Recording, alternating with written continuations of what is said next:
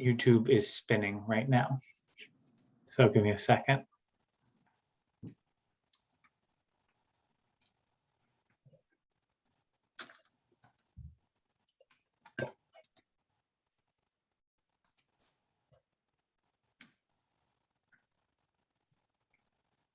All right, I'm gonna let it keep spinning and hopefully it'll pop on, but it is recording, so I think we're in full compliance.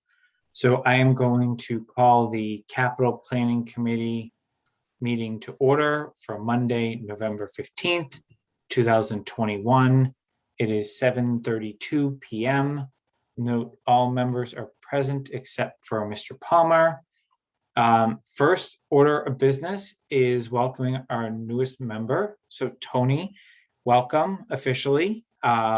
If you would like to take whatever amount of time you'd like to introduce yourself. I know I've had a chance to get to know you a little bit through a few phone conversations, but what your background is, why you applied to the Board of Selectmen for appointment, and any other relevant background before we dive into the details. That sounds good. I'll try to keep this to an hour or so. So my name's Tony Schoner. I've lived here in Southborough for, 30 years. I've worked in the high-tech world, building software and communications technologies in my career. I have worked at all sorts of companies, large and small. Also worked in several different charitable settings. And so I think I've had kind of a broad set of experiences around how money gets managed. And I'm actually interested in just helping out in our community some more, and bumped into Karen one day and she suggested this might be a good group to get involved with. So I'm happy to be here and hopefully I can help. Great. Well, welcome aboard.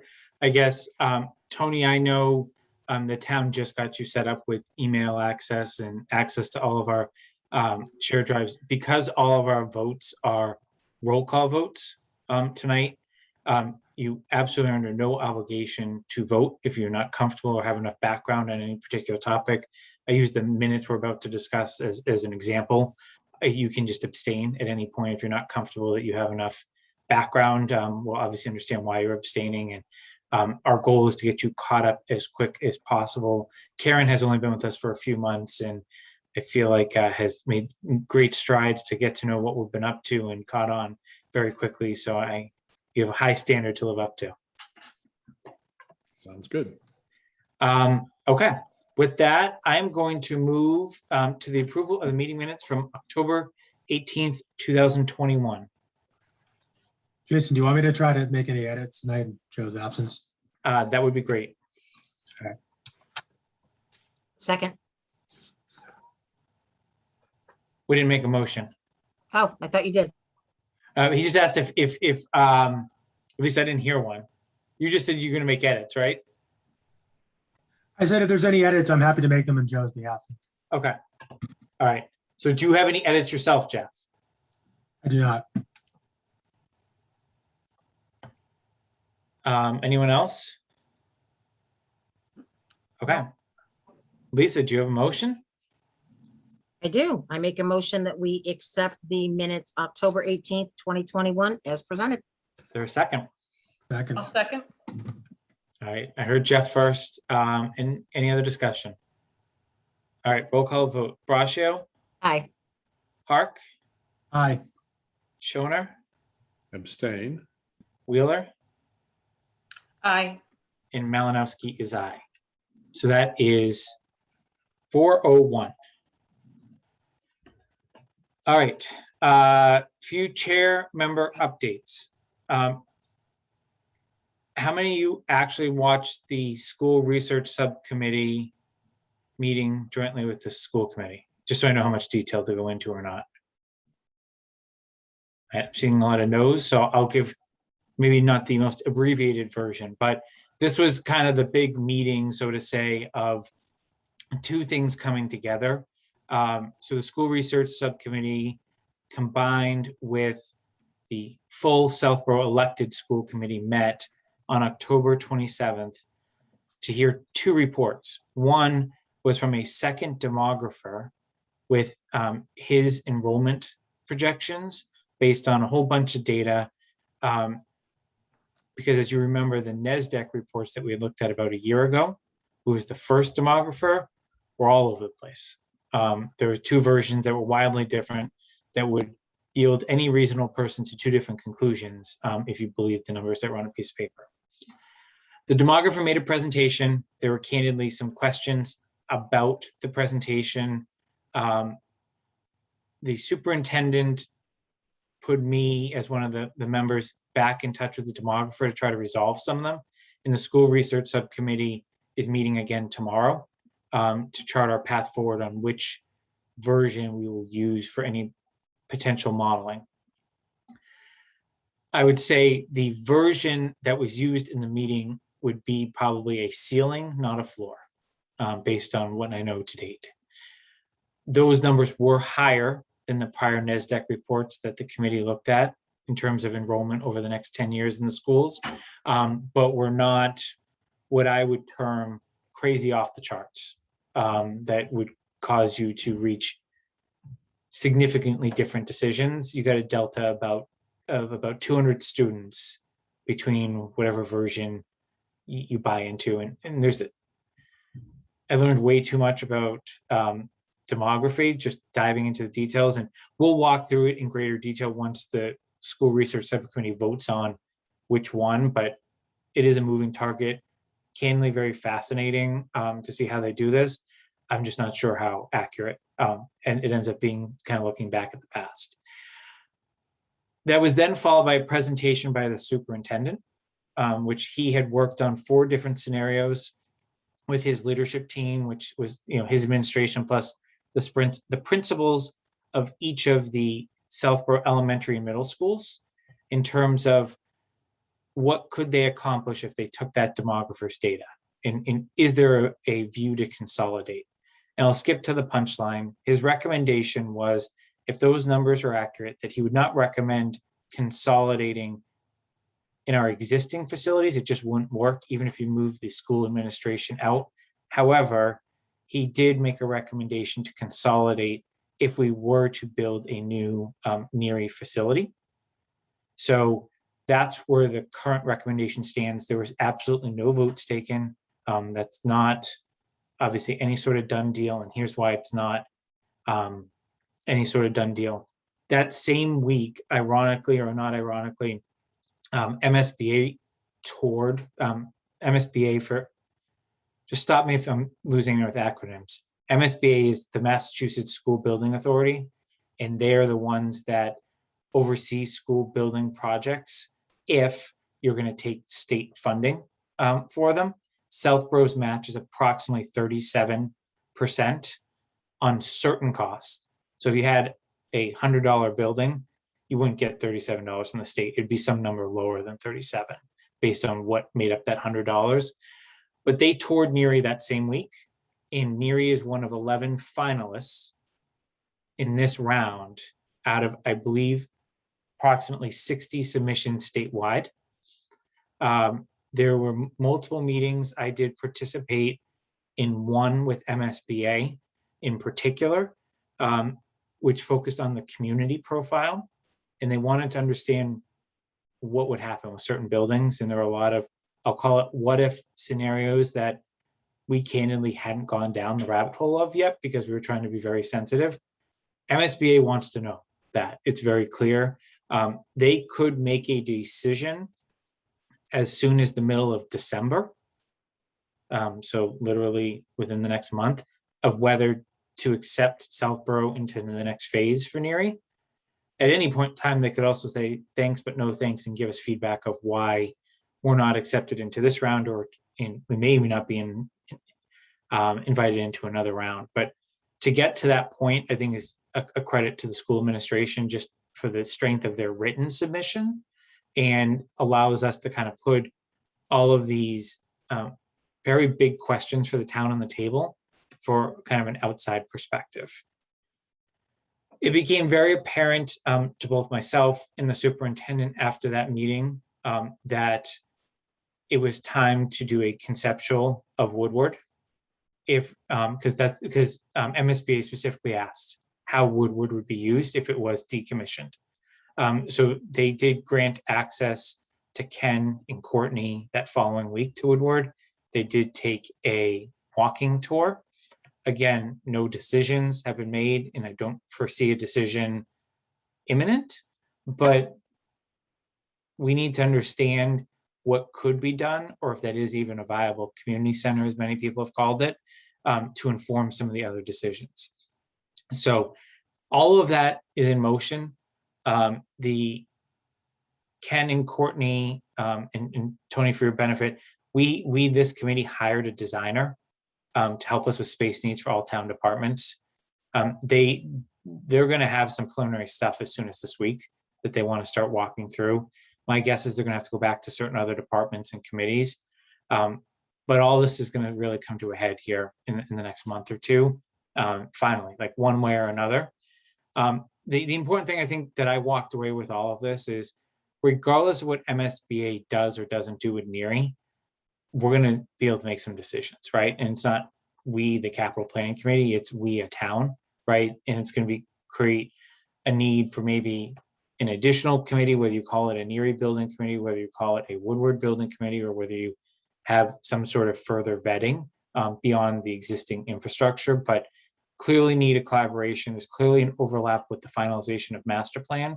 Lisa, I think, based on what I've seen of what's been drafted to date, and then how it all comes together. So that's a very long update on that, but I would encourage all of you to go back and watch that meeting. It was not that long. It was like an hour and a half max, just to hear the dialogue. And I will send the actual full presentations once the demographer fix. He had some formula errors, so there's no sense spending time with the old formulas. Once those things are finalized, I'll forward them up to the committee. So I guess any questions on any of that? Okay. Joe is not here, so I don't think there's going to be a Shop South Union subcommittee update, other than just to say that vacant seat that we decided to pass on, it was taken under advisement by, I guess, Lisa, you're calling yourself the select board now officially? We are, even though, Mark, doesn't it still have to go to the AG for final approval? Yeah, the Attorney General's got to approve the bylaw changes. So, because it's a special meeting, hopefully it only takes a matter of weeks rather than a matter of months. So, I would say probably after Thanksgiving, but before Christmas, you will officially be a select board. Okay. Yeah, I've already changed it on my email, so. All right, perfect.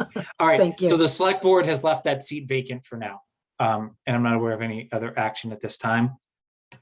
I think a lot of you were at the special town meeting, item C, but for those of you that weren't, the two capital items, the IT servers, and the capital feasibility studies both did pass. I don't remember whether it was unanimous or whether it was a super majority, but there were no questions asked after the presentation. And then the next item is more of a heads up, and we'll have to see what the select board does tomorrow night. But tentatively, there is a charge before the select board tomorrow night for the formation of an ARPA committee to basically figure out how best to dispense the more than $3 million that the town has received. I think we've received half of that actually in the bank already. And basically take feedback from boards, committees, commissions, as well as the public, within the allowable uses. It's a 7-person committee currently. And right now, unless there's a change made tomorrow night, there are 2 slots for capital planning. We are not going to discuss tonight membership on that, but we will likely need to meet shortly to determine who will serve on that, because I really can't foresee a situation where there's less than 1, i.e. 0. So we're gonna need to at least appoint 1 person, if not 2, if the charge stands. So Lisa, anything you would add on that? No, just that the board felt very strongly that putting the subcommittee together really was the way to go. Ultimately, the Board of Selectmen have the authority on how the ARPA money spent, but obviously we wanted to be as transparent and have the public involved as much as possible. And I think currently, Mark, correct me if I'm wrong, there's 3 citizen at large seats currently. Now, whether that changes tomorrow, I don't know. But, you know, we wanted to have the community's input. You know, it's one-time funds and we want to make sure that everyone has a voice on potentially how we spend it. So I'll leave it at that. Thank you. Okay. Any questions on that? So depending upon the timing that the board outlines and how that coincides with our next meeting, I will maybe call a special meeting just to do that appointment if we have to, just because I know the board is anxious to get moving on that based on the conversation I heard. So if you're interested, you know, definitely start to think about it, review the charge. It's in the public packet for tomorrow night. Okay.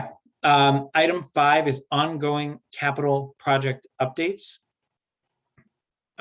The townhouse, at the last update we had, if you remember, CPC had not signed the memorandum of understanding that's required for CPA funding.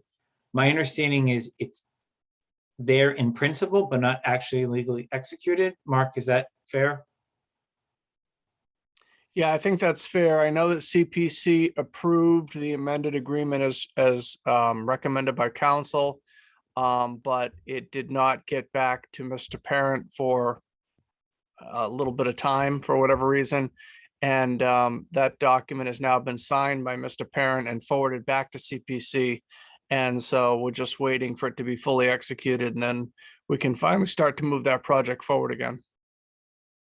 Okay.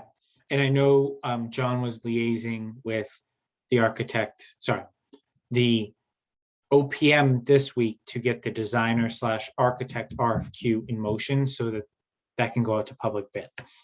Right. So that was one of my projects. My other project was the fire department tender. I received an email, and I believe Mark and Brian also received it from Chief Achilles a few weeks ago, that there was a snafu with the vendor that they were looking at for the tender in terms of number of seating positions. As everyone knows, just regardless of fire trucks or anything we're trying to buy these days, every day that passes, we run the risk of inflation. The chief did look at a second vendor, is my understanding, as well as modifications to his original spec that was not going to be able to be warranted. And as of last week, he said he had a path forward. Today was supposed to be a deadline for a price increase to lock it in, and it was going to be able to be locked in at an amount lower than what town meeting authorized, which I think was really important. If we did not lock it in, then it was going to be an issue. My understanding is the full contract will be signed this week, is the update he provided me. So hold my breath there for a little bit, but I think we're onto the right page. And obviously he's very interested in getting that apparatus into the bays and serving the town because of the feedback at town meeting, in particular back in the spring. I don't have an update on 5C, library interior renovations, because Joe was covering that one. So I'll skip that one for tonight. Karen Galligan, the DPW superintendent, will be joining us at 8. But what I'm going to do is I'm going to go into 6 now, which is the review of the debt and lease obligations for future periods.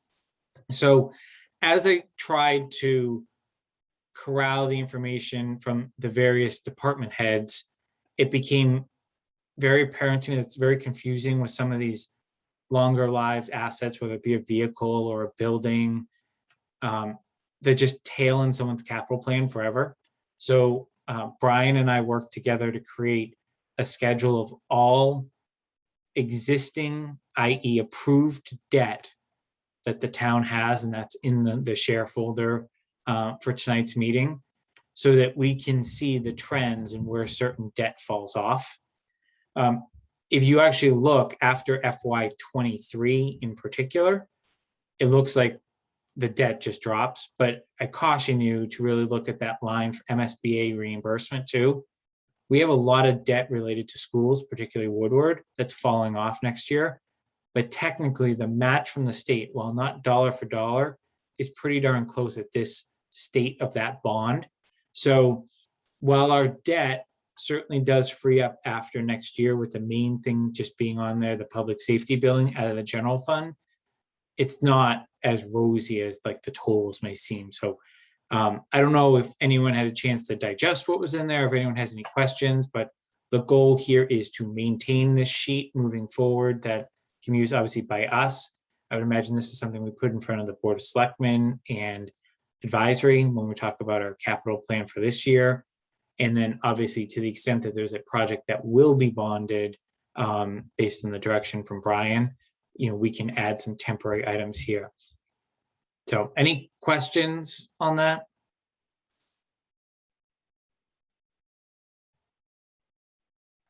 So does this include anything that was approved in the spring? I think it does. Yes. Okay. Yep. Oh yeah, it would have to. Okay.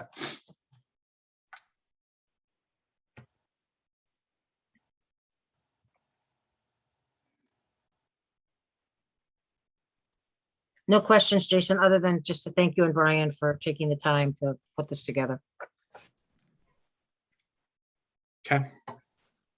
Brian, anything you want to add? No, I'm good for now. Me and Jason and Mark will be looking at a longer term projection for the town, which will include the debt and the capital projects. So we'll share that with the committee when we finish that too. Thanks. Okay. And given that Karen is going to be our last department head that we're going to hear of in the initial round for this year, for this, I guess, fiscal year, I was able to get the Excel version of the capital plan, given that we don't have ClearGov as a town anymore, updated. And, just wanted everyone to kind of take a peek. If you remember that the most probably important tab is the pivot by town meeting year of approval, and I have it pivoted in the saved file that's out there on this year. You'll see we're looking at a significant amount of items.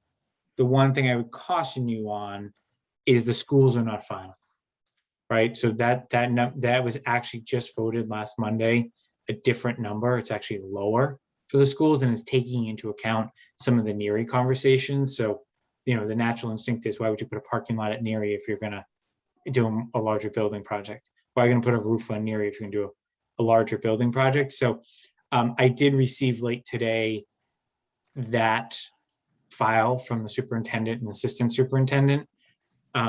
It's not ready for prime time, but they have offered to come speak to it.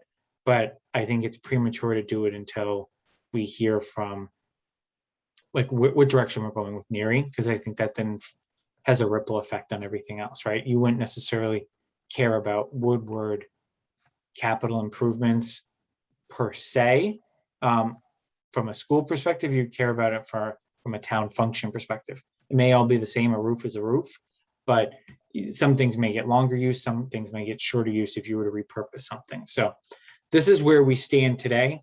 I think this is also an important document for two reasons outside of our committee. Is one, the ARPA committee that I mentioned, I would hope would focus on this file in particular, and that whoever we choose to represent us would spend the time to walk the committee through some of those submissions, or work with the department heads that have submitted this to also submit based on the protocols that ARPA committee comes up with.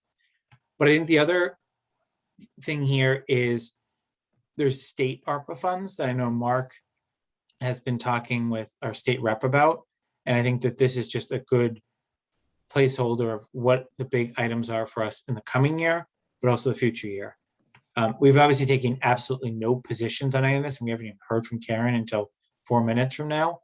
But there will be some tough decisions to make to get the number to where we need to get it, given a tough year ahead from just an operational budget perspective and revenue split perspective. So More work to be done, but this is our snapshot now, and any actions we take from here will either be to eliminate items or push items out. The other thing that I know we don't like to talk too much about, but Lisa, put on your radar as a member of the select board is, we obviously had a lot of confusion at the spring town meeting when the pilot, I guess I shouldn't call them pilot payments, but the gifts came in from the schools that took some of the capital items off. It would sure be nice to just understand if they are going to be generous this year. How generous are they going to be and what items to support? Because that may just knock some of these out. The other item that is still out there is a new fire grant cycle opened both at the state level and federal level last week. That could take a good chunk of Chief Achilles's items out, short-term and long-term, depending upon how he depends to action those. But it's the most well-funded federal grant program ever because they got a splice of some of the federal funding. So everything's double what it normally is. So if there was a year we were going to apply for something, this is the year. So I'm going to take a break. Any questions on where we stand, at least right now?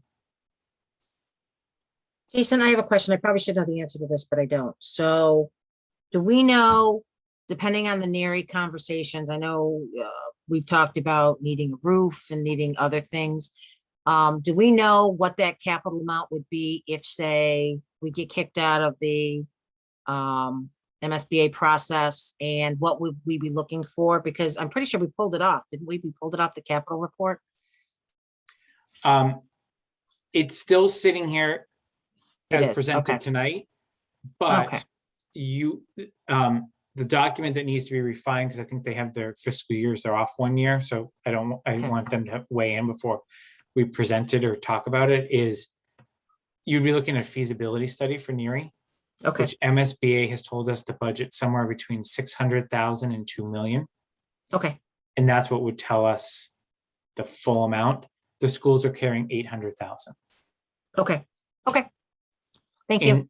And Brian has already weighed in on that he would likely look to not only bond it, but also do a vote at the polls to exempt it from the levy. Obviously subject to further conversation, but that was the initial read, and that was actually something we had to give an initial pre-read to MSBA if we were to move forward. Okay, thank you. We have 270 days to fund it once they let us know. Any other questions on where we stand in the capital plan?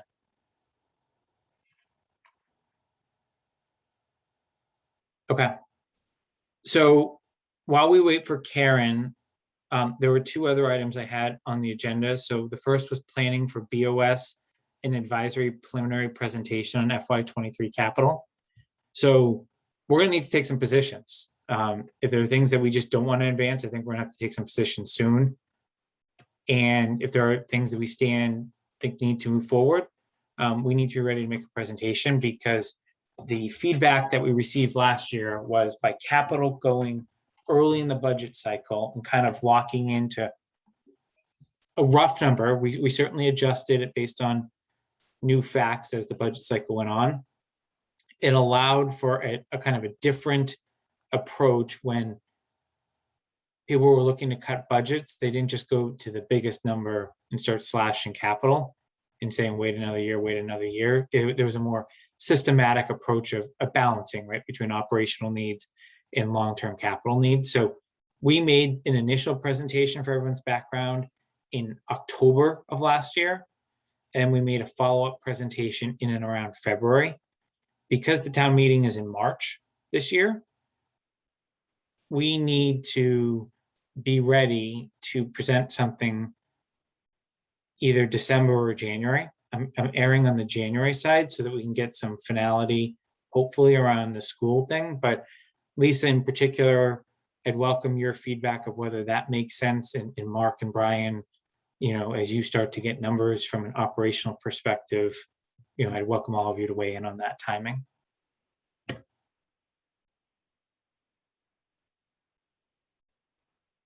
Who's going to go first? Go ahead, Mark. Well, it all flows downhill. So Brian, you can start. Sure, thanks. No, I think the timing is fine. It's, Jason in his comments was right that it helps when we know the capital's position a little earlier.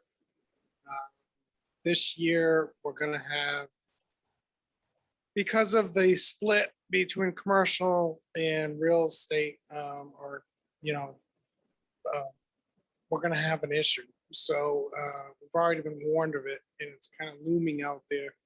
So any help that we can get to know what the capital committee supports is really important this year. I think a little more important than other years. That's just my opinion, but yeah, I think the timing is good. Yeah, I tend to agree with Brian. I mean, until the past couple of years, the operational budget came together. We'd take a look at the capital, and then we'd sacrifice the capital in order to fund whatever we thought we needed to for operational. The residential commercial shift that we're seeing as a result of COVID, with the residential property values going way up and the commercial values going nowhere, has really, we saw the first piece of that this year, where the tax rate that the selectmen set at the classification hearing was a good bit higher than what we thought it was going to be at town meeting back in the spring, back in May. And those values come to us, like we're seeing the year in review, not what's coming ahead. So we're going to see the impact, the continued impact of that at the town meeting in the spring for FY23. So Brian's absolutely correct. I think the finance team is committed to making some assumptions, putting together some scenarios that is going to really put a stranglehold on our revenue stream. So I think the earlier that we can get our capital lined up and put it in the best light and make some decisions as to what things we really think need to go forward and what things we can either defer. And I know that, defer has been a dirty word, in this town for a while. And I know this committee has done a good job trying to get rid of that log jam, but this may be the year that we have to pump the brakes a little bit. And so to the extent that we can get capital done, I think the timeline is good. Then we can really get an idea of where we're going to be. And maybe it's putting together a plan that says these are the core items that we really feel need to move forward. And if space dictates, here is the list of what we would add back, if in fact we could. So maybe, you take that kind of approach as well. That's just a suggestion. And Lisa, go ahead. I'll let you weigh in on anything to add on Mark or Brian's comments. No, just the only thing I would add is if anybody has any question regarding some of the comments Mark and Brian made regarding the commercial and the residential tax rate. We actually discussed it at our last meeting, and there was a nice little presentation that was in the packet. So that might be helpful for anybody for just any additional information. Well, just to add on to that, Lisa, so last week's meeting for the classification hearing, I think the meeting prior to that, the principal assessor, Paul Sabelli, provided a real nice, did a real nice PowerPoint presentation, which really kind of distilled the issue down and explained how we got to where we got, and really kind of sets the table for what may be coming. So I think that, yes, absolutely take a look at the last meeting, but go back 2 meetings, and that presentation I think is just as helpful to understand that.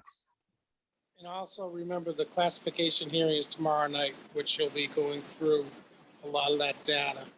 So, he's, Mr. Sabelli's already been pretty honest about next year that, we could be seeing a significant increase of, upwards of 10% on the real estate side. So not a surprise if you're looking at your neighbor's values in sales. So just something to keep in mind. Yeah, and I would lastly add that I would be shocked if there wasn't some feedback even after what's submitted for the capital committee to really take a second look, possibly even a third look. I mean, Unfortunately, I think based on the real estate market and what we've seen, how crazy it got over the last year, we're going to feel the effects of it. That's it, Jason. Thank you. Yeah, I completely agree. And I think that's what we need to just sit here and weigh, and also, maybe help educate the ARPA committee and also educate, I don't know if it's gonna be Marty again, Lisa, or whoever you and your board, is talking to the schools. Like I'd like to arm them with as much information as possible, as early on as possible. Maybe save us a tough conversation or two with the department head. Okay. Karen just emailed while we were going through that. She will be joining us momentarily. But what I'll do is I'll go to our last main agenda item, which was the Capital Planning Standing Committee bylaw. So as everyone knows, this was indefinitely postponed last year based on the feedback on the advisory changes that were right before it. So what I did in our packet was basically took the precise language that was presented in the warrant last year, and I did a markup. And these, candidly, I just figured we needed a starting point for discussion. And I don't plan to vote on this tonight, but I wanted to at least make sure everyone was aware where I was, and then take feedback from anyone else and come back with a revised draft, because that's got to be part of a presentation we make to the select board or to advisory, so that they know where we stand. So Karen and Tony, are you familiar with the issues around this last year, or would you like a quick refresh? I'm not familiar, Jason. Okay. So because of the, I'll call it, progress that capital planning was able to make in our first year, we were strongly encouraged, particularly by Marty Healy on the select board, to pursue becoming a permanent committee. So right now we're an ad hoc committee that gets appointed every year. So the select board can take any one of us off any year and reappoint 7 new members, or we can all get reappointed every year, and it goes year to year. But a committee that's intended to be more permanent in nature typically goes into the town code and has its own bylaw, its own rules, etc. And that's what we attempted to do last year. But at the time, 3 out of the 7 capital planning members were also members of advisory. Advisory has a very long-standing bylaw in the town code that has very specific rules about what committees they can and can't be on, how their votes count, all of that. And obviously, advisory is crucial and critical to the town meeting in particular, because they're making recommendations to the voters that didn't have, candidly, the time to probably dive into a lot of the topics. And we received a lot of feedback that people wanted advisory and capital planning separate, was clearly the majority in the room. So when advisory presented their revised bylaw at the fall town meeting a couple weeks ago, they struck any reference to capital planning, and all they did is did some procedural changes on the number of members and some positions within it. So there's no linkage between them and us. So if we become a permanent committee and they don't change their charge, no member of advisory would be able to sit on capital planning, regardless of what our charge says, because we'd be a permanent committee at that point. So what I did in this revised red line is a few things. One, change the word Board of Selectmen anywhere it appeared to Select Board. So that was the, I'll call it, least controversial change. The second item I changed was in originally 9-30.1, where it says 1 appointed member shall be a member of the Board of Selectmen and 1 member shall be a member of the advisory committee. I just struck it all together. That way, the select board can decide if they want a member or not at any point in time, and it's not restrictive that there has to be one of them. And then the advisory committee, if they are successful in adjusting their own charge, could always have 1 member, but there's not a requirement to have 1 member, because I think that was one of the most controversial parts of kind of the interlink between this article. So do you want me to pause for discussion on that or feedback on that? Or does that make sense? Makes sense. Lisa, I see you nodding your head. I definitely want your opinion as a select board member. No, I think it makes sense, Jason. I Okay. think it's good. Yep, absolutely. So then the only other thing I adjusted was under project oversight, and this was based on conversations we all had coming out of town meeting. We had the language in here, and this is in our existing charge too, that the select board adopt each year. But basically, it said we'll go to the select board. They'll tell us which projects we can have some responsibility on or not. And we started to use the word collaborate a lot. So I just put it in the charge. But instead of giving optionality, I just said we will have one member assigned, and that one member will come back to capital planning if there are issues. That way, I candidly had to make the rounds to like 4 different committees after the last town meeting, trying to justify why we should be involved. And I just know, based on just the 2 project updates I gave already earlier in the meeting, that there's value in having someone on the outside asking questions. So having this in the town bylaw doesn't give people a choice. It just lets them know that they have kind of an ally there to ask the tough questions and to help them work through issues, because there will be issues with budgets. We saw it with the recreation lights, and we had to approve a amendment, not too long ago. There will likely be other issues. There are also good stories like Calander that came in hundreds of thousands, at least 100,000 under what town meeting approved for it. So those were the main changes. If anyone has proposed wording changes, I'd ask you to bring them to the next meeting, or just send literally just to me what you're going to propose and be ready to describe it to the committee so that we can vote and send this in, and Mark can have one of his first placeholders for the warrant. Any feedback on that? All right. Karen is here, so I'm going to bring her in.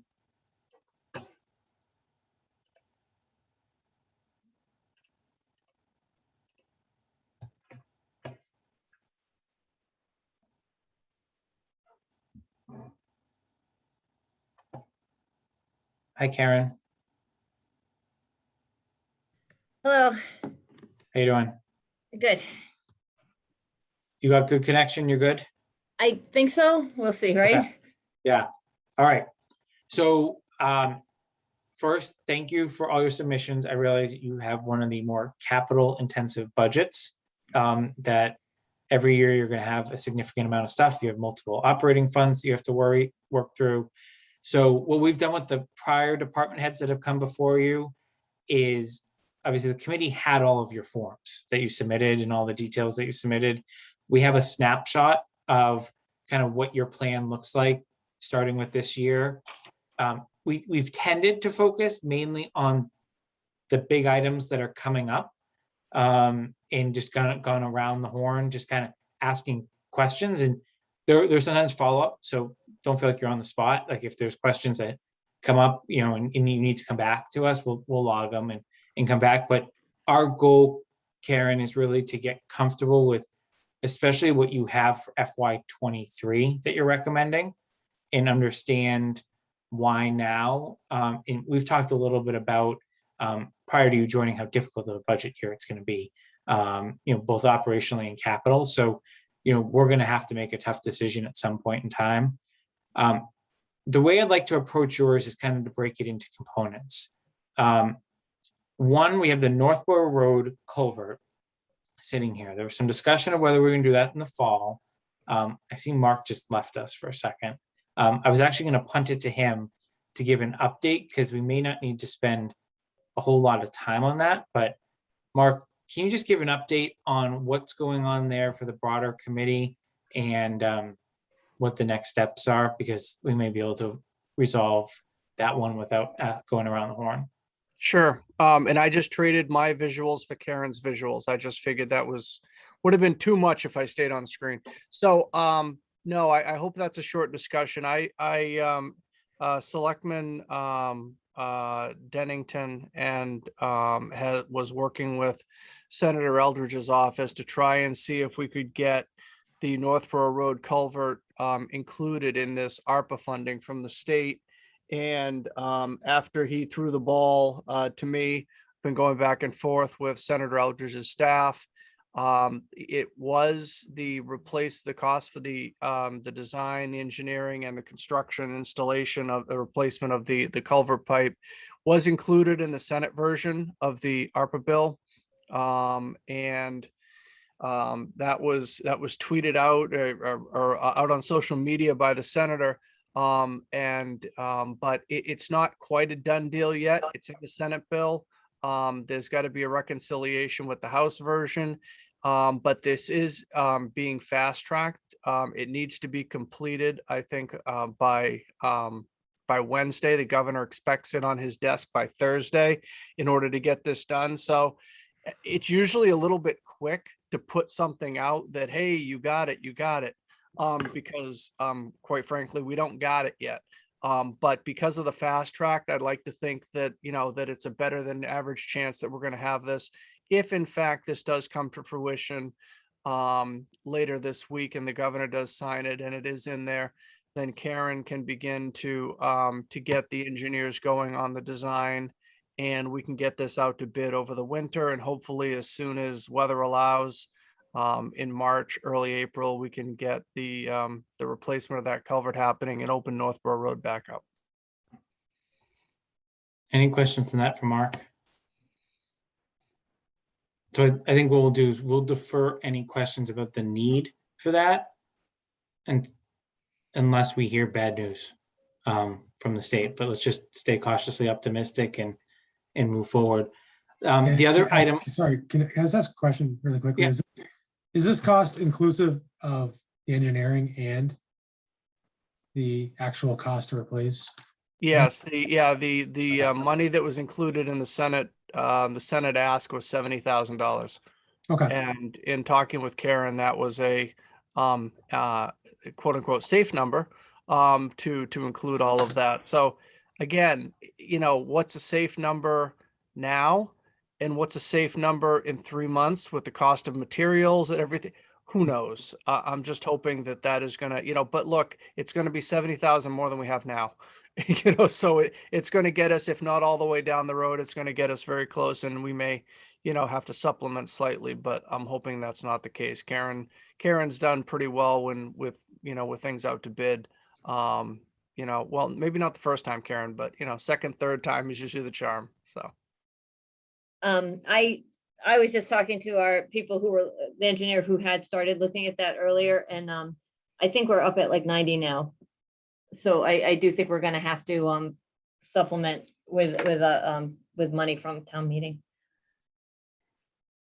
Sorry. It was going so well, Karen. Just start with a bomb. Right? Now you don't get to see the look on my face, though. That's why I'm not turning the screen back on.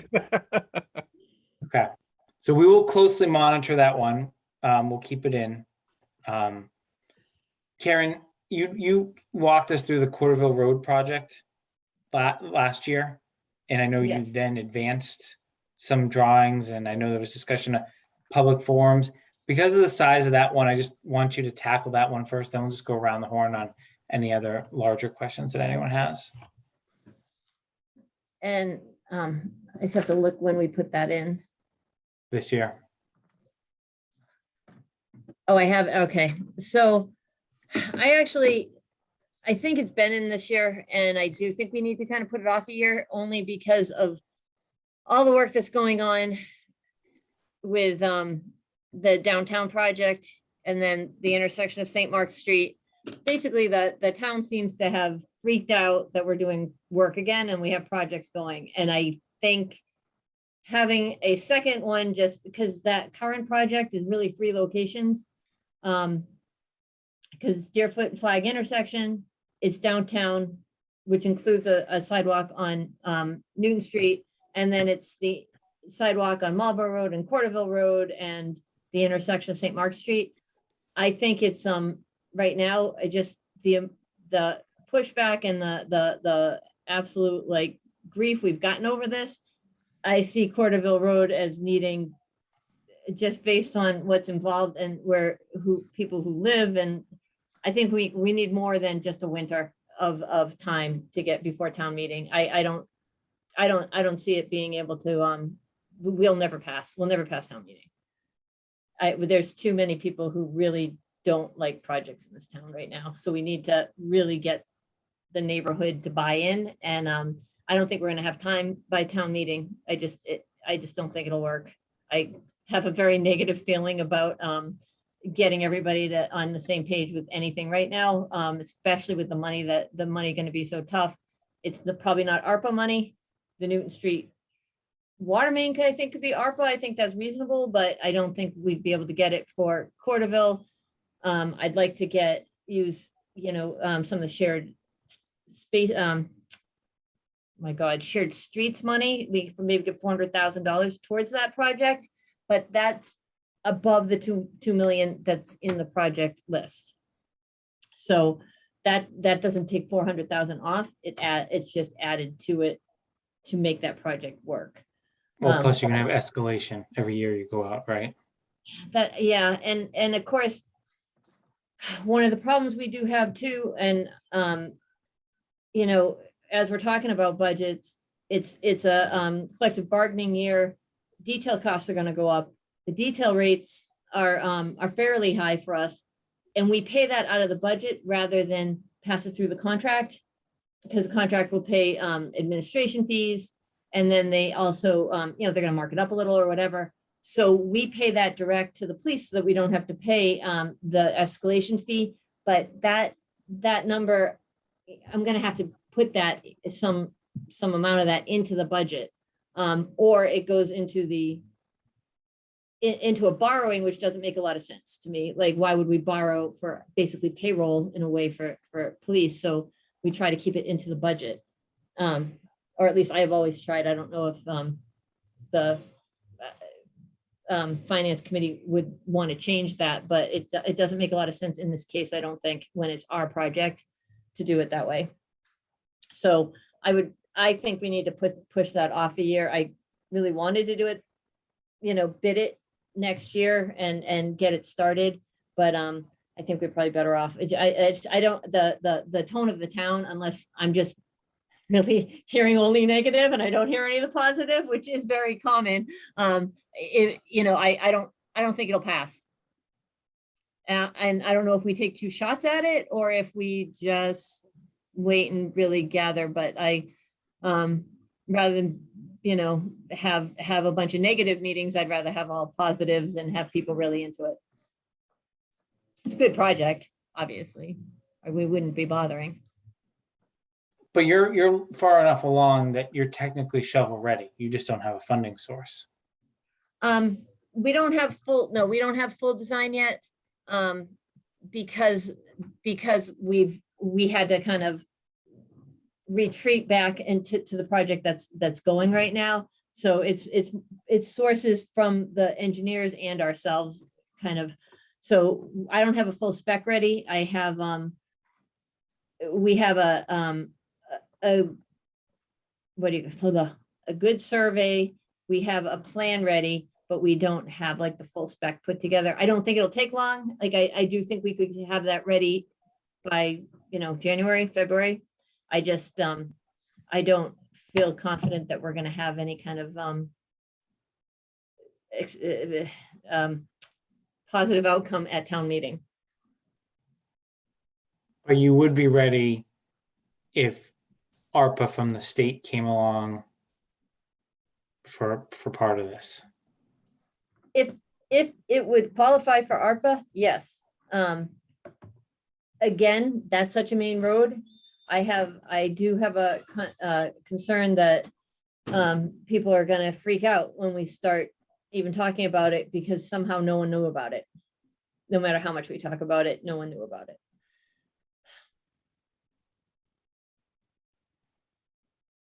Any questions from the committee related to Quarterville? It sounds like we're pushing this off Yeah. at least a year.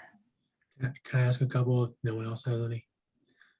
I mean, are we foregoing any, you mentioned complete streets, chapter 90 money, is that not gonna go away in the next couple of years where we would be giving up, I think it was like $500,000 of funding as a result of pushing it off? That's part one. And then part two is just the whole new infrastructure bill that just came out. I don't know if there's anything in that we could look into. I know that's a lot of highways and bridges, right? But are there other opportunities from that? I guess we don't know yet, but I guess what is it, getting closer to shovel ready might be in our best interest if all this money is coming. So we are using chapter 90 to design, and I mean, I can bring it up to ready. I don't know that we can possibly get all the outreach done, no matter how much we meet. It's that piece of it. Now, if town meeting didn't have to vote because we were able to get money from something else, then all the outreach we can do will be great, but it's still, it's never gonna be enough. I mean, that I've come to the realization of. But if there was money that was available that wasn't gonna tax the residents, I think I think we'd have a better chance of having people be more happy about the project. It seems that people want safer streets. They want to be able to walk on the sidewalks. They want this, they want that. But then when it comes down to paying for it, or it comes down to the, taking down a tree to do it, or any kind of inconvenience, all of a sudden, no one really wants it anymore. And I don't know if this project that's currently going on is going to sour people before town meeting, right? So if this project goes on and, I mean, honestly, I thought Main Street went really well and I thought it was a great project. I have yet to hear anyone who hated it to start with not still be miserable about it, right? So it's not like people are like, hey, now it's great. Like everyone's still like, yeah, why did we do this, right? And we didn't even pay for that. Like that was 100% not paid by us. So I kind of Debbie Downer today. I apologize. I'm not feeling the love for a project right now. So I feel like this project going on, that comes out successful. Then we walk into Quarterville Road and then that could be successful. And, it's sort of like what happened with recreation. They needed a successful project under their belt. I thought Main Street was successful. It evidently wasn't successful enough. We'll have this one, it's a lot of money. It's a lot of opinions. Everyone has one. Jason, if Jeff's done, can I ask a question? Thanks, Jeff. So I understand where you're coming from, Karen, because as soon as the pipe showed up at downtown for 2 East Main Street and the road was blocked off, my phone was ringing.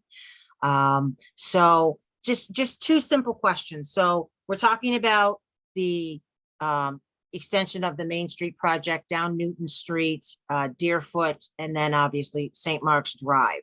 So that's a fairly large project going on. Does the DPW have the bandwidth to take on another $2.5 million project while those are still going on? I would imagine the Deerfoot, again, I don't know your time frame, but is there the capability and the bandwidth to be able to do two large? A lot of what'll be the problem is more fielding the issues with when people have with traffic and detour type of work, but coordinating it wouldn't be that bad. We don't, because we're not actually doing the construction. But I mean, I would want to be mostly done, if we're doing sidewalks on Quarterville or we're just paving at that point, on the Quarterville piece of the current project, that might not be, that type of work is fine. And then and then be running down the rest of Quarterville, that's not a problem. But when we're putting pipes in, that's the one part that usually comes first. The railroad crossing is going to continue to be still a problem for us. We're CSX is notoriously slow at getting back to us. Okay, and lastly, Jason, I guess this maybe is more for you. As far as the education piece goes with, getting the public on board, whether it be forums or whatnot, is that something that could fall under, in your estimation, the purview of this committee working in conjunction with the DPW? I would think so. And I would think if Public Works Planning Board were to reinvigorate, and I don't know the last time they met, Karen, but I know it's been a while, but I would think some sort of collaboration there would be helpful, just as an educational and have residents standing in front of the project, right? And I think it starts with the neighborhood, right? Of what homes does it impact? And then, broaden it out to the whole community. My personal view, I also think, is come down to funding source, right? Is obviously anyone would fund and vote at town meeting for new roadway that gives them sidewalks next to their house. But what about, like, especially if it wasn't impacting their property value, et cetera? Because I think we've heard loud and clear about sidewalks. My question comes, how do you sell someone that it doesn't impact? On a number this large, right? 2.5 million, that's far more than, like, for example, the seniors are looking for the senior center, far more than a recreational field. Canley goes a long way towards a new school building, right? So that's going to be, I think, the larger ticket. But yes, I think, Karen, we're here to help you, to Lisa's point, when you're ready. And I would encourage you to start the education and leave the funding questions off to the side for now until we figure out. I think Jeff has a really good point. The federal infrastructure, the ink hasn't even dried in Washington today, right? Let's see how they decide to administer that. It's for roads and water infrastructure. That's like right up your alley. Anything else, Lisa? Karen or Tony, anything on Quarterville? Go ahead, Karen. Thanks, Jason. Karen, just a question regarding the Main Street project. Have there been any learnings around public education that you could employ with the Quarterville project that you didn't think of when you were educating on the Main Street project? The Main Street project, actually, it's funny because we had so much outreach ahead of time, but it was through committees and boards. And then we ended up having that Main Street working group, which just went and looked at the whole project over as people not involved with any of the funding or anything. And that did work out well. And it was just a group of people, interested parties, basically. It would be great to have a group like that again. It tends to be that it needs to be almost like ad hoc because of the fact that if it's Public Works Planning Board, they've already known about it and we had a meeting with it, and people automatically assume everybody is on board with it to start with, whereas an ad hoc, they're kind of like, they might, like, we really didn't know. I didn't know when we started the project and when I was talking with that group, who was for it and who was against it. It was interesting, like when the votes happened, I don't know if we had changed anyone's mind once we talked about it a lot or whatever, but it was that was an interesting group and it worked good. It's just, it's very time consuming and Main Street and 85 are two streets that to me make sense because everybody uses them. You can't get through town without using that. And also Framingham Road, those three, right? Everyone's on them as far as local roads go. So it's worth putting money into it and making them the safest so people can walk and they can walk from the train station. But yeah, and I do think you could get a group of people together who would be able to kind of look at it with a fresh mindset. Mm-hmm. It's just, I mean, I think we met 2 or 3 times a week for like 3 months straight, and it's a lot. And that is a heavy lift. Yeah, I would prefer not to have to do that again. Yeah. There's naturally less direct homes impacted by this project, though, if I'm thinking about it right. There's definitely homes that certainly are along this way, but they're off on side streets for the most part, right? It goes from the DPW yard all the way down to the MBTA. Yeah, so it's. So actually, so Main Street had less because St. Mark's and Fay School Fair. take up Yeah. a lot of the properties. Yeah, so there weren't that many properties there, and these are all individual homeowners.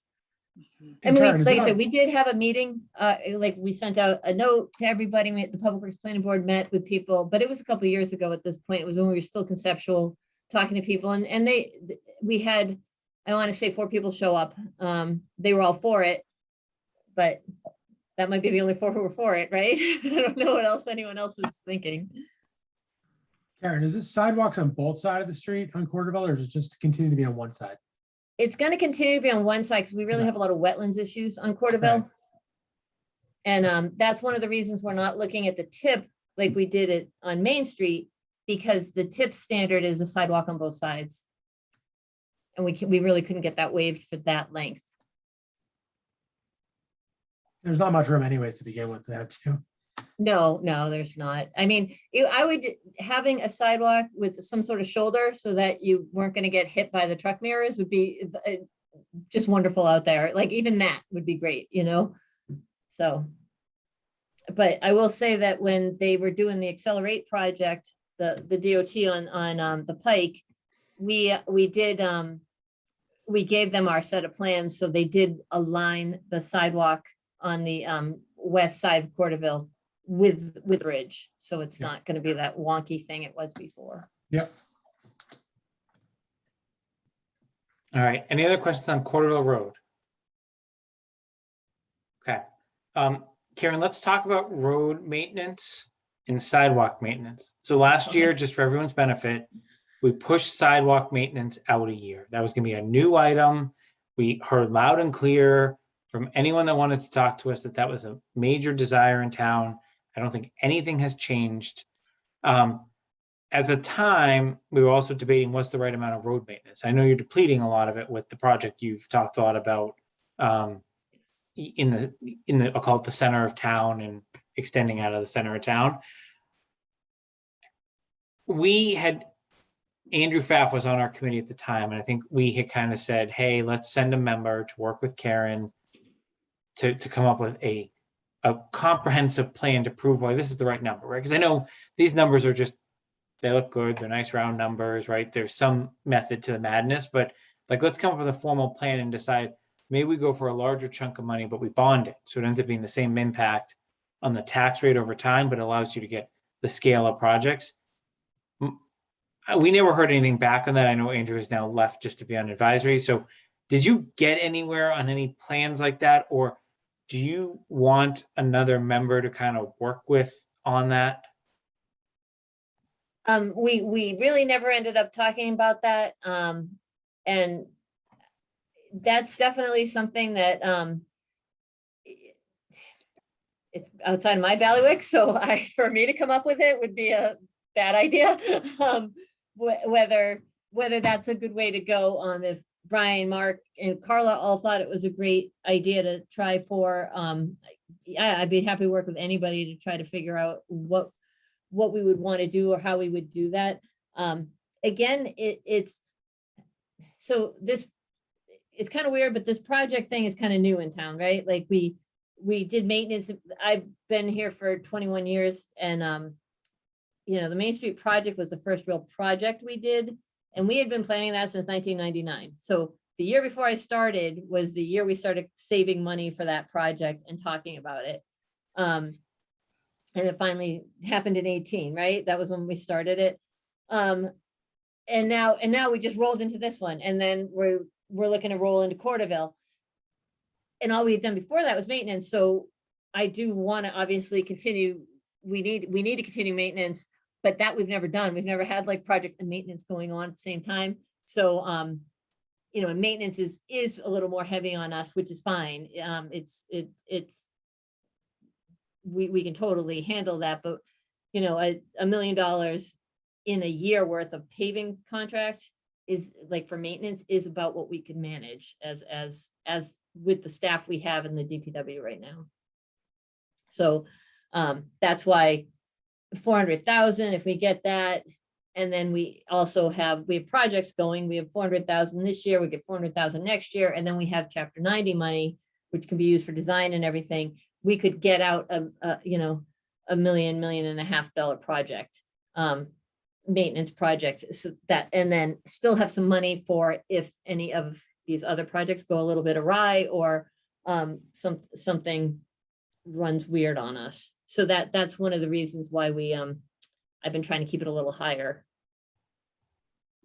Okay. Is this something you would have like an engineer help advise on staging this, or you feel like you have that expertise internally? I think we can stage it ourselves pretty well. Yeah, Okay. because we don't have a lot of roads in town, really. It's very small. So who wants to take a crack at this? I agree with Karen's statement that it also will include feedback from Mark, Brian, and Carla, right? If like, if we figure out what the universe is of what needs to be done in the next 10 years and what that pot of money may need to be, how to stage it, taking into account financial considerations, but also bandwidth considerations, I think is something that at least I would want to see it to know if what I'm recommending is the right number to town meeting moving forward.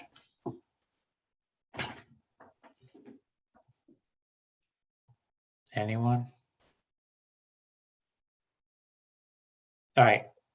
That's homework for the committee. Someone's going to jump up and down on that one next meeting, and we'll get back to you, Karen. It requires no expertise. It's just, I think, helping kind of corral all the data. So if any of you want to think about whether that's a good fit for you or not, I think that's, we're all here to kind of chip in, but I think getting a crack offline as opposed to trying to do it in this setting is always the most efficient. So if anyone is so inclined, just email me after the meeting. But if none, then we'll maybe volunteer it the next time.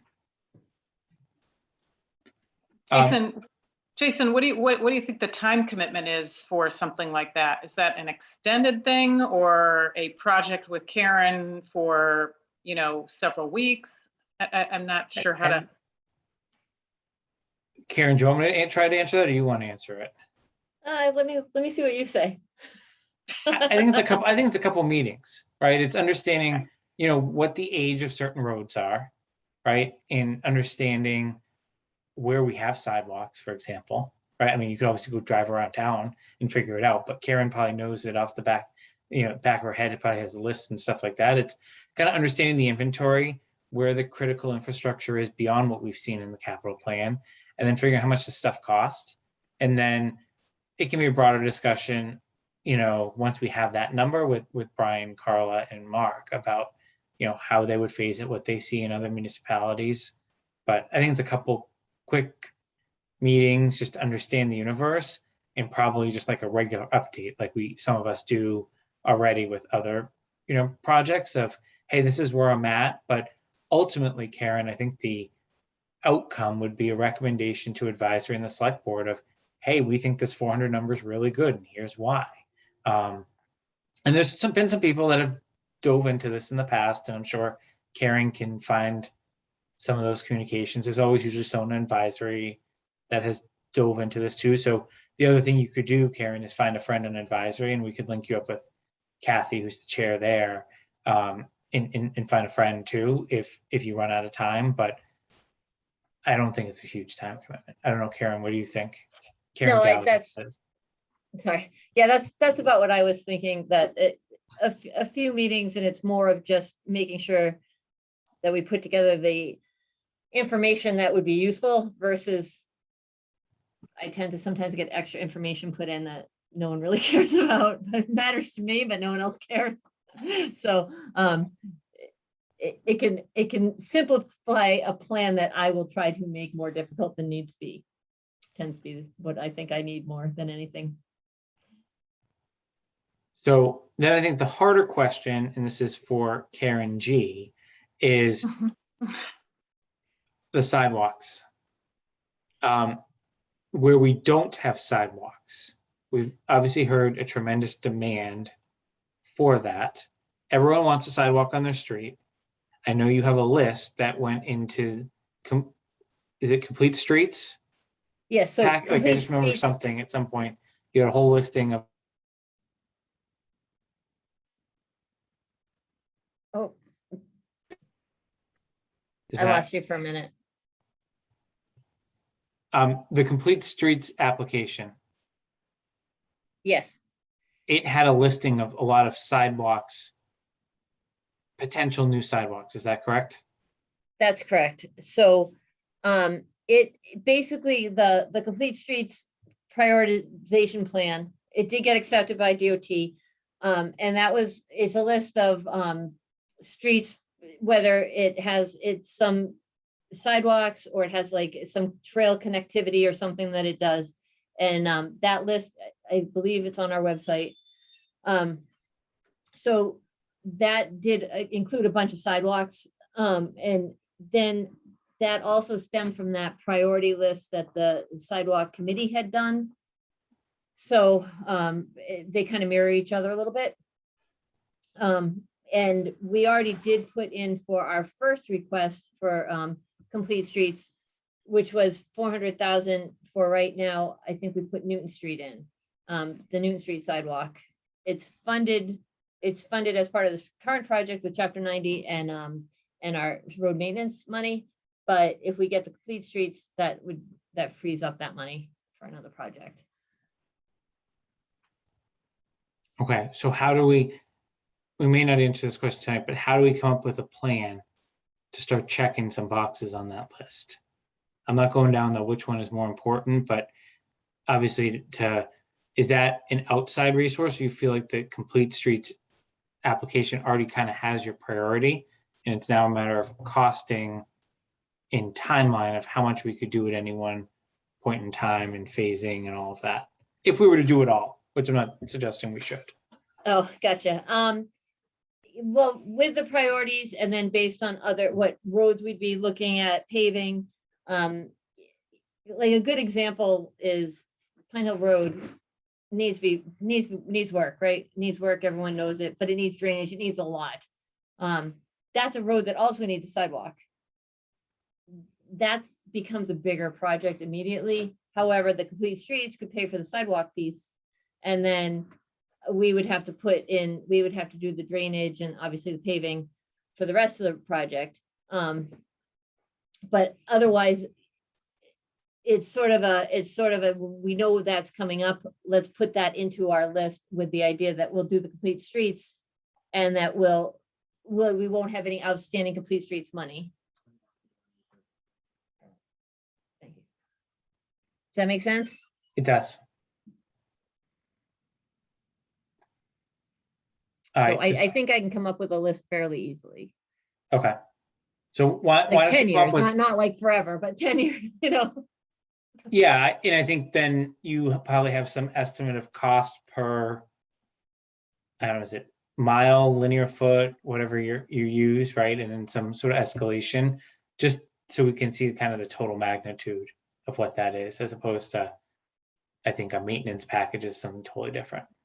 Yes, yes. And that's part of the thing is like, so if you already have a sidewalk on your road, almost any of the small cul-de-sacs, because that's the new planning, like basically the planning board has been making new roads or permitting new roads, and almost all of them are cul-de-sacs and almost all of them have a sidewalk, right? So you live on one of those, it's got a sidewalk, we pave the road and we probably rejuvenate the sidewalk some with that 100,000 that's in the sidewalk maintenance money that we're talking about. Building a new one, I think ends up, that's the Complete Streets. And then if we allocate from that sidewalk maintenance article and we say, all right, you know what, we're going to save $200,000 and we're going to use Complete Streets and try to build one here. And we're not going to do sidewalks on this road because they're in good enough shape when we're paving, you know, because you know how your sidewalks are. I mean, you can tell a lot of it depends on where they planted the trees when they built the cul-de-sac. And because otherwise you're not running heavy equipment over it. You're not you're not doing anything that really is damaging the sidewalk in general. It's not the same as a road. It undulates a little bit, so you might have puddles in it, but the puddles don't turn into the same kind of pothole that they do on a road because of no traffic. Okay. Are there any other questions on Karen's plan in general?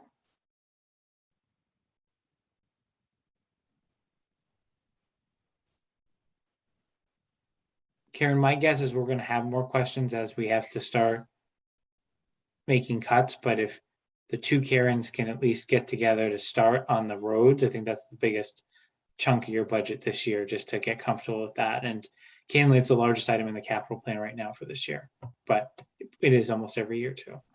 Yeah. Nope. Final question for me is Newton Street water main. Yes. Are you planning to do that this year, like the full construction? Yes, I would like to put that in for, in the spring, the full construction. We are in process of design. I've got a lot of, we put the money up for design into the budget last year, into the water budget. Advisory did. And I think actually it was between you guys and advisory did that. So we have that in, we've been working on that. They've been doing borings this past week. Last week they did that while we were doing drainage on the other part of the project, that other road project. Apologize to everyone because that was a lot of work in one small area. But that ended up, so we're well underway with that design. So we would be ready to actually bid that and have a hard bid number and ready to go come July 1. Okay, so you have a placeholder for town meeting to get your funding for the water fund, but you'd have an actual number come July 1. Yes, yeah, I will probably have an actual number. It depends on when town meeting is, but probably just after if we had a normal town meeting. I'm not all the way sure what we're gonna have this year. And Brian, that would be bonded, so really it's not even a number for next year per se, it's 2 years out, other than maybe some interest. That could actually be ARPA, I think. That would be like one ARPA project that would make a lot of sense. If I got to choose an ARPA project that the DPW got money for, that would be my project. Understood. My guess is you're gonna have an application to fill out there, but just reuse your capital one. Because I think you can there's- submit something to us. Yeah, I think there's gonna be a lot of ARPA projects or a lot of proposals for ARPA coming forward, so. Okay, any final questions for Karen? All right, Karen, Our thank you. questions are only focused on 23 right now, right? If you have anything else while she's here. I guess that the only may thing I didn't impact see, the yeah, future- the only thing I didn't see was just the, in 24, the service dump for 75,000. Any details on that? I don't think I saw anything specifically for that in the packet. Just to get a more of an understanding of what that is. Oh, okay. So that's a service dump is more of a it's kind of like a box body, right? It's got the boxes, the toolboxes on it, and then so it's a very small dump body in it, like that's inside the boxes. So picture almost like you took a flatbed, right? And you put the boxes on the side, and then you actually have this small dump that's inside it. But it's lower than a flatbed, right? It's more like a dump truck type of, a pickup truck type of body than a flatbed body. I didn't have one in there, but we do have one. I can actually send you a picture of what we have because we're actually kind of replacing in kind, so that you could just see what I mean by it. But that's just it's convenient having like something that they can run out with and can put something little in, basically. One thing about the equipment plan, if we can talk about that for a second, if that's okay. So I had redone the equipment plan because we were looking at changes to the transfer station. And I have to find spots to put back the trash trailers, and we might need to get the tractor back into into the make on here. So I mean, right now we have out to 2032 on the equipment, but I'm gonna have to adjust some of that because we do need to get, like I said, we have an 07 and an 09 trash trailer, and they take a lot of abuse. So we have at least those two that we should, I need to get into our rotation fairly soon. And the tractor, we probably wanted maybe buy something, do a refurbish or something. I'm not all the way sure. Right now with the diesel and the we're a little like we're changing most of our diesels to gasoline. Anything on the smaller pickup side, we had been going diesel, and now we're going back because we don't drive them at speed. We don't get them hot enough, so we end up clogging a lot of the filters. The larger trucks, where once a month we're making sure we drive every large truck for an hour or two on the highway, just so that we can keep these things maintained, because the new diesel emissions and all the equipment for it is a little cumbersome for the type of driving we do. So we're trying to kind of still work through that. So I don't exactly know where we're going to put some of this stuff, but the trailers will probably have two that I have to shove in. So this might look different the next time you see it. But not next year, correct? No, I'm not gonna put one in for, not for the 23 FY 20, not for FY 23, but we probably, maybe in 24, there might be one. Okay. If you could get us that sooner rather than later, because Yes. I don't think we're gonna be able to look at just 1 year, because people are gonna try to shove things back, right? Which then just compounds all the other issues.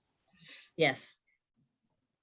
Yes, no, I can, I was actually looking at it and I said, oh no, I took those out and I haven't put them back in. So we'll do that. Okay. All right, going once, going twice. Questions for Karen? All right, Karen, I'm sure we will have some more comments for you as the budget cycle continues, but thank you for joining us. Thank you very much. Thanks for putting me on late. I appreciate it. Anytime. Have a good night. Have a good night. Bye. All right. We have no public here, so we're going to skip public comment. And just looking at a calendar for a next meeting. Like I said, Lisa, do you know when you're going to appoint the ARPA committee, or is that to be determined? I think our goal is, Jason, to hopefully approve the charge and get it advertised, and hopefully do interviews and seat in December. Okay. Hopefully the first meeting, maybe the second meeting, depending on how many people apply in December. Okay. Does anyone have any objections to meeting on the 6th with the purpose of voting related to the ARPA committee if we're ready, and taking initial votes on FY23? Do we expect a marathon meeting or relatively normal? I can't see it going more than hour and a half unless there's Okay. a strong discussion or Okay. dissenting view. That's fine. Okay. I have no idea where the holidays fall in that month, so I can't see it on the calendar I'm looking at least. All right, so we'll plan on the 6th for now at 7:30. Okay. Any other So- business? Well, I was just gonna say, so it's possible I won't be in town that day, but I don't know for sure yet, so. Will you have a computer and able to join from wherever you're going to be, or no? Probably, so why don't you assume that for now? Okay, just let me know if anything changes. We can Okay. always split the meeting and just do a quick ARPA discussion if we have to at some other point in time too. Okay, thank you. Okay. All right, any other business the committee wants to conduct? All right, I'm gonna make a motion to adjourn. Is there a second? Second. Seconded by Jeff. Roll call vote, Braccio, Aye. Hark, Hi. Shoner, Aye. Wheeler, Aye, and Malinowski's aye. Have a good evening. Thank you. thank Good you. night.